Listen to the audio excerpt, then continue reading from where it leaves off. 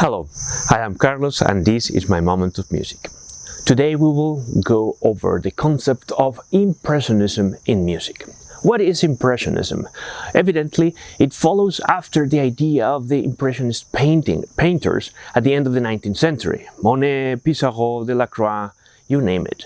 They wanted to create a new art that do not only describe what is in the out world, as painting did up to that moment in history, but yet gives the possibility of the viewer to imagine what is in the painting, creating the impression of something that perhaps is not right there.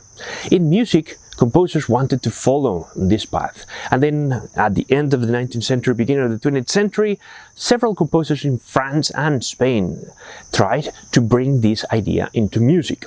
Claude Debussy started the whole movement of the whole idea with his Afternoon of a Faun, which describes the moment right before a poem by Mallarmé describes a faun going to take a nap. On the counterpart of Debussy has to be Maurice Ravel. In his ballet Daphnis and Chloe, he beautifully describes the relationship with these two siblings, but at the same time bringing with music all the imagination of what's happening in the scenes that are being described.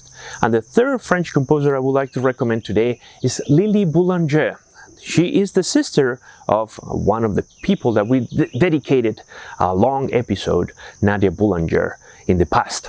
Now, Lili Boulanger created the Printemps, which is a description of the spring, obviously with this impressionist idea.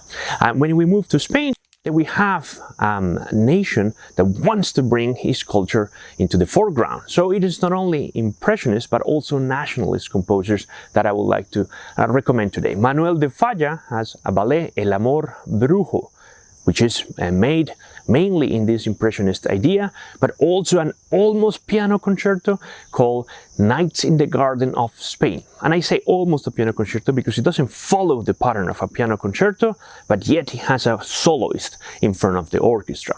Isaac Albéniz has a Spanish suite, beautiful piece, several movements, also in the impressionist idea. And in order to complete this list, I would like to include Enrique Granados. He only composed for piano and guitar and little for orchestra, yet his suite of Spanish dances, it is quite remarkable and also the pinnacle of nationalism in Spain right at the break between the 19th and the 20th century. So here you have it. This is Impressionism in music. Thank you very much. I hope you have a wonderful week. I'll see you next time. Bye bye.